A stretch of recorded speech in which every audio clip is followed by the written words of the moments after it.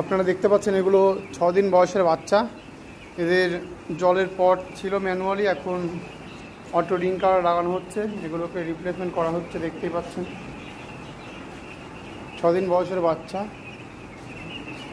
ওই যে উনি আমাদের এখানের সব কিছু রিপ্লেসমেন্ট করছে। এগুলো জাস্ট 6 দিন বয়সের বাচ্চা। কতটা গোলুমোলু হয়ে গেছে দেখতেই পাচ্ছেন, কতটা সুস্থ আর গোলুমোলু হয়ে গেছে দেখেন। একদম স্বাস্থ্য মোটামুটি ভালো।